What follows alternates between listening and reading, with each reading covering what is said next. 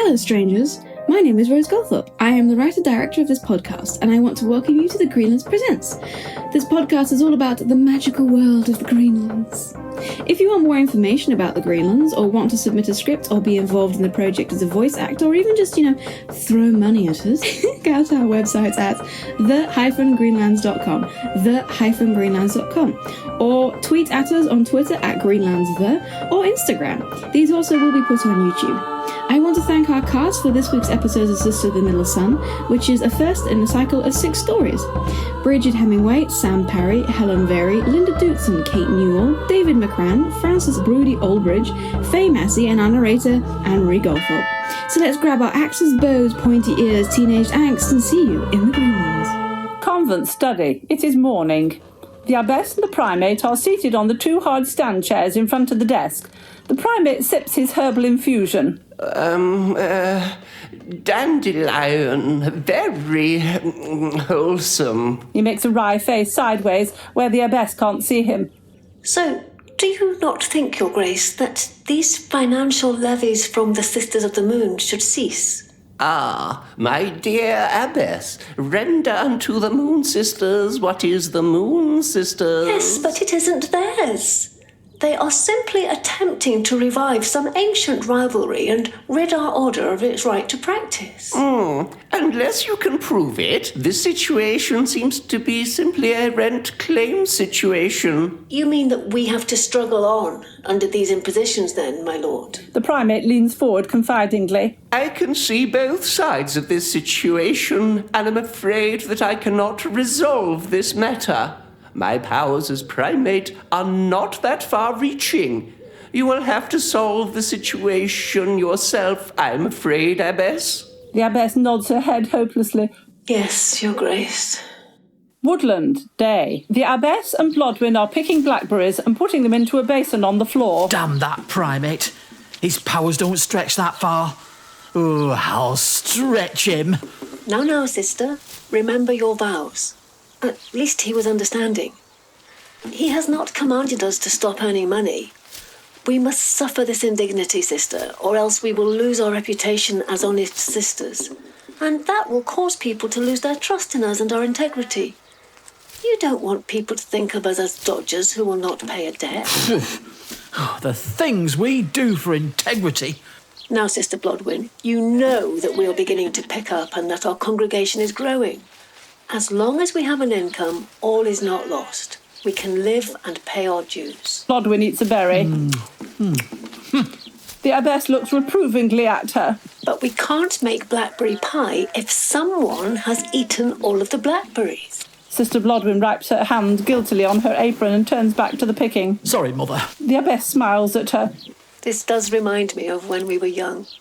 If I remember correctly, you used to lounge in the sun and eat all the berries I picked. Aye, and when you came home with an empty basket, your mother would scream at you for not actually berry picking. Ah, the sweet innocence of youth. Well, mine anyway. They both laugh. Convent, garden. It is afternoon. All of the priestesses are working very busily in the garden except Blodwyn.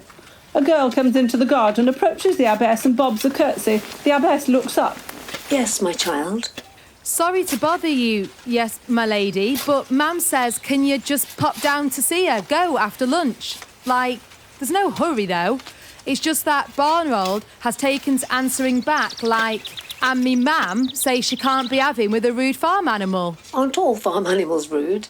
No, Mam, they're normally very respectful of us higher creatures. The abbess looks at the girl to see if she is joking. She isn't. Certainly, child. I will pop down after lunch. The child bobs again and runs off. An older peasant male comes into the garden, spies Agatha and wanders up to her. He takes off his hat and screws it up repeatedly in his hand as he starts to address Agatha. Good morning, sister. Good morning, Goodman Wiley. I've just come for another bottle of that stuff, you know. He is nodding and winking and then holds out some money. Agatha nods, gets up and starts to walk away. Aye, follow me. Convent, corridor, daytime. Sister Blodwyn in her ceremonial gear comes out of a room ushering a peasant woman. Yup, it won't go away. Take it from me. The woman smiles gratefully. Thank you, sister. It does mean a real lot to me, it does. She smiles, bobs a curtsy and leaves. Letitia hurries last with her arms full of scrolls and decorations. Hey, Letitia, where are you going in such a hurry? Do you need an extra hand? Oh, please, yes. I'm trying to do research on our Midsummer Festival. The decorations are very complicated. Blodwyn takes the foliage decorations and others from Letitia, and they both head off up the corridor. I'd forgotten that we were going to revive the festival. Oh, the memories. I had the best times of my life at that festival. Yes, and so did the village young men, I hear. Oi. Sorry. I never meant to take part in it. Our orphanage did not approve of frivolity. So now that Mother Abbess is reviving this festival, I wish to do it correctly. I hear the entire village may come. That's quite a few hundred. Well, my mother used to help organise it, so if I can help, just call on me. Oh, thank you. I may have to do that. They both go into a cell. Priory. Cloisters. It is daytime. The prioress is covered in mud and storming angrily along the cloisters, expostulating to herself. There is a novice scrubbing the floor. She is nowhere near the prioress. The prioress savagely kicks over her bucket as she walks past. Wretched, stupid animal! Get out of my way! Bluster and Mavis hurry up concernedly to the dirty prioress. My lady, have you been thrown? The abbess abruptly stops, as do the others. Thrown? That ass tried to murder me! Never mind, I flayed its wretched hide off and left it for dead. It won't do that again. I am not going on one of those beasts again. I will have my horses and have my stables. The prioress starts furiously walking again, followed by Bluster and Mavis. She then suddenly stops, and Mavis and Bluster have to fight to regain their balance and not bump into her. She then suddenly starts to smile evilly to herself and looks starily off into mid-distance. Mavis, fetch your books. And you, Bluster, fetch sanctimony. Or to my study. She scutters worriedly away, and the prioress stands there evilly machinating and smiling to herself. She then suddenly stops smiling, slowly rotates her head to stare malevolently at the novice. The scrubbing novice, who was staring horrifiedly at her, immediately puts her head down and scrubs even harder. Convent, garden, it is morning. Incubus 4, Botwaga, is digging in the beds, and Agatha comes out to him with 2 cups of herbal infusion, one of which she gives to him. Botwaga seems almost cheerful. He looks up and takes the tea. Oh, not more cat's piss. He drinks some of it nonetheless, then he sighs quite happily and looks around. This world, it's quite peaceful, isn't it? It depends on where you look. But here, it is, compared to my world. There's no screaming of tortured souls here, no hellfire, no whipping, no pain. Again, I'm sure I could find hellfire and whipping if I tried. Botwaga smiles. Ah, you do not scare me, old woman. There is nothing you can do to me that my old master has not done. Cruel, was he? You know, I think I want to stay here. You've presented me with the perfect opportunity. Now that you've bound me to this plane, my master cannot reclaim me. I don't know if I feel comfortable with a demon whose very nature is assaulting women, living in a retreat made for women and women only. The incubus considers this. But it is not in our nature. It is simply our only skill. We do not have the burning desire to do what we do.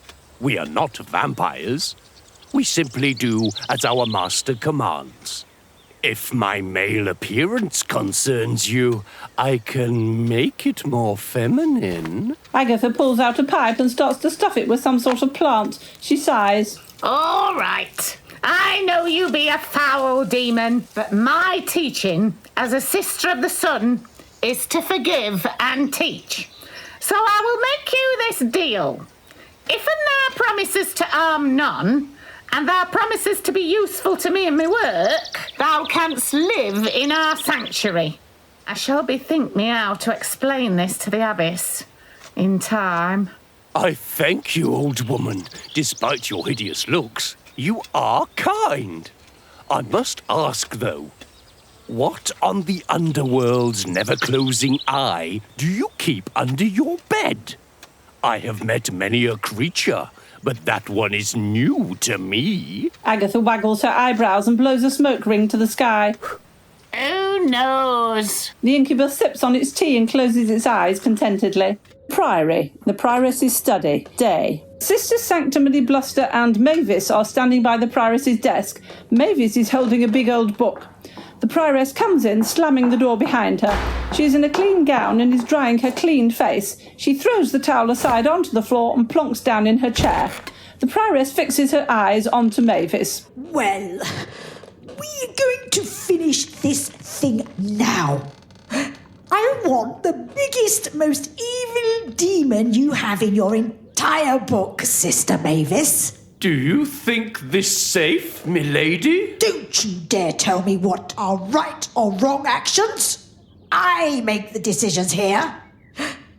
What is your biggest demon then, Mavis? Well, She looks nervously at Bluster and Sanctimony. hurry up, girl, and tell Prioress Papule. Well, there is the great Moor of Terror, but... Excellent. Wonderful. I'll have that. Do it. Do it now. Bluster, Sanctimony and Mavis look dismayed. The Priory. Prioress's study. It is afternoon. The room is a total mess. The prioress is a smoking pile of robes with blood everywhere. Sanctimony seems to have been dismantled. Bluster is slumped over Mavis's knee. She is holding a knife and she looks horribly burned. Mavis looks relatively uninjured. She is desperately praying with her eyes closed. We see footsteps forming in the dust. We also see a long-nailed black finger drag along the blood on the floor. Long black hair dangles in front of the camera as the demon looks at Mavis. There is soft but very creepy laughter and the sound of footsteps fading away. Mavis cracks open an eye. The office is empty. She starts sobbing and gasping. Trying to lift Bluster over her shoulder, she starts to stagger out of the room. Convent, garden, it is night time. The sisters are all decorating the sanctuary. Even the two incubi are helping. It's all very festive and happily. Suddenly, however, there's a gust of wind and we hear a terrible scream on the wind. All of the sun decorations suddenly flash and the two incubi go stiff. The sisters look around. That was not a holy sound. I feel it. Something of great evil is coming to us at great speed. From that direction. She points towards the woods. We can hear creepy whispering. Arthur stood in front of Blodwyn, a hand out to protect her. He is growling. Botwaga is trembling behind Agatha. Novice Patience is praying. Her hands are starting to glow in the gloom. We must retreat to the convent. Thick stone walls will protect us there.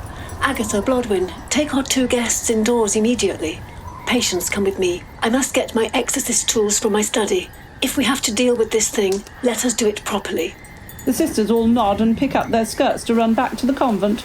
Halfway down the path, in sight of the doorway, Agatha has stopped dead. They run into her. Sister, what is wrong? There's an hanged man in the doorway. Can you not see him? It's not safe. We can't go in there. Letitia is utterly terrified and holding on to Patience for dear life. Patience seems remarkably calm. Well, we bloody well aren't staying here. Your gardening shack, Agatha. That has plenty of tools in and has a lockable door. Yes, go. They all turn and run through the darkness and the whispers and laughter to Agatha's shed. As they run towards it, Letitia screams and she is suddenly yanked backwards and dragged away. Patience has a hold of her and is hitting the shadows that are dragging her back. Her hands glow with a flash of light and Letitia is free. They get to the shack to find its doors ripped off. It is surprisingly unmessy inside. Blodwyn runs in to find a lantern and with shaking hands tries to light it. Oz is standing outside, hands ready to fight and growling. The matches are not lighting at all, and Blodwyn seems to be on the edge of panicking. Mother Euphemia and Patience have their back to the women and are facing the monster without, while chanting. Both of Patience's hands are glowing now. Agatha reaches past Blodwyn and combines two chemicals in a bottle and shakes them. They then start to glow. We see something in the shadow blur past, and we hear laughter. Suddenly, Botwaga screams and beats something off him. He is dragged into the shadows and silence falls. Holy Son above, we're going to die! We're going to die! We're going to die! Son, have mercy on our souls! Shut up, Letty, we need to listen. Blodwyn has a chemical phial in her hand and a billhook in the other. She looks scared but firm. Agatha throws Mother Euphemia a bag of salt and a bell from off her desk in this shed. Thank you, Agatha. I just hope I remember the incantation. I cannot hear Botwaga any more. I will chant for her spirit. Here, Oz, you're one of them. Can't you reason with it? What? No. Whatever is out there is way above my pay grade, and I'm not even sure it's fully sentient. We have a demon in our midst. Sister Blodwyn? Oh, I thought you knew. Don't worry, he doesn't mean any harm. We had a little chat about it. What? Agatha comes out of her shack with a net. She pushes past the sisters and stands in front of them. I am open this net. We'll hold it long enough for Mother to banish it. That is a very good plan. Blodwyn, you stand on that side and help novice Patience throw it. Letty, it has tried to eat you once. Go stand in front of the net. You, Mr. Demon, stand by to drag Letty out of the way. And Agatha, light, please. Yes, Mom! They all position themselves, Agatha rolling out small glass vials of light liquid across the grass in a rough circle. Letty is standing by herself, almost fainting with terror up front. Come and get me, you little monster! I am a sister of the sun! I am not afraid of you! The glowing vials all go out, and the darkness that ensues, we hear screams, crashes, and we see flashes of death, and the sisters fighting. Then there is a whoomph sound and a bright light, in which everyone is blinded, and then darkness falls. Convent, a Bessie's study. It is night time. Letitia is shaken awake, the camera fading into focus on the sisters. The vials are producing a lot of light now. Letitia sits up.